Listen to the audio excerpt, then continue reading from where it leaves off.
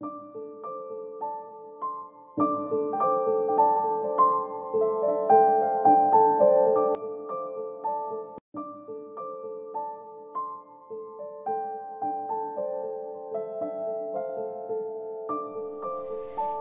anak tukang becak yang mencintai putri bupati bikin air mata tak terasa menetes.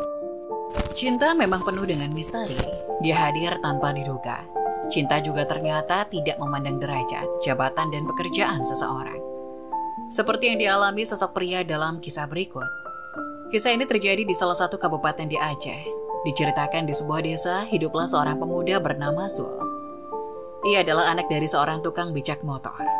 Meski demikian, Zul merupakan salah seorang mahasiswa jurusan arsitektur di salah satu universitas ternama di daerahnya. Zul membiayai kuliahnya dengan hasil keringatnya sendiri dengan bekerja sebagai barista kopi di salah satu warkop di Banda Aceh. Suatu hari, Zul berkenalan dengan seorang wanita cantik berhijab. Perkenalan Zul dengan wanita tersebut terjadi saat mereka sama-sama menjadi panitia sebuah event yang digelar di kampusnya. Semakin hari, mereka pun terlihat semakin akrab. Namun Zul tidak mengetahui kalau wanita yang bernama Keke itu merupakan anak seorang bupati di kabupaten tempat Zul tinggal. Zul dan Keke sebenarnya memiliki perasaan yang sama. Namun, perasaan itu mereka pendam dalam hati masing-masing. Hingga suatu ketika, Keke akan pindah kuliah ke luar kota karena permintaan keluarganya. Keke pun tidak menolak dan dia menceritakan hal tersebut kepada Zul. Zul yang saat itu dalam keadaan panik langsung mengungkapkan perasaan yang selama ini ia pendam kepada Keke. Keke pun terkejut dan meneteskan air mata. Keke hanya mengatakan, "Lamarlah aku kepada orang tuaku saat aku pulang nanti." Namun Zul mengatakan bahwa hal itu tidak akan mungkin. Karena di luar kota nanti Keke pasti akan menemukan pria yang lebih baik darinya, dan Zul pun berpikir bahwa cintanya hanya bisa bertepuk sebelah tangan. Namun Zul tidak menyerah. Ia tetap memegang kata-kata si Keke tadi. Waktu terus berjalan, hingga akhirnya Zul menyelesaikan kuliahnya di jurusan arsitektur, sementara Keke belum juga memberi kabar.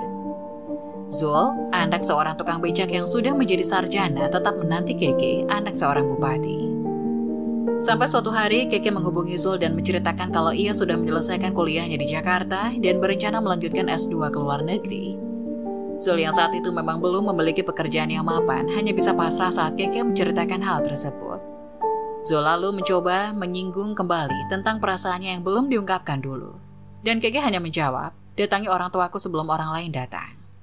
Zul pun mengajak keluarganya untuk melamar Keke, anak sang bupati. Namun ayah Zul menolaknya karena ia tak ingin nantinya dipermalukan lantaran ia hanya seorang tukang becak yang tidak mungkin bisa menjadi besan seorang kepala daerah.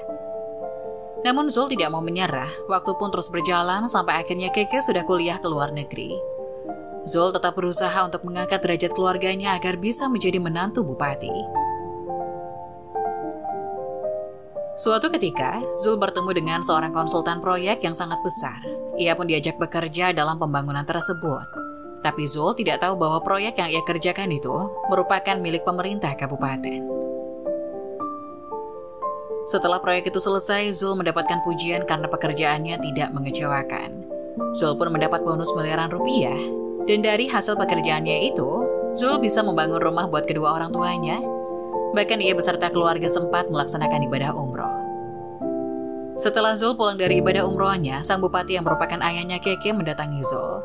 Bupati menyampaikan terima kasih kepada Zul atas pekerjaannya dulu. Bupati lalu menawarkan pilihan kepada Zul.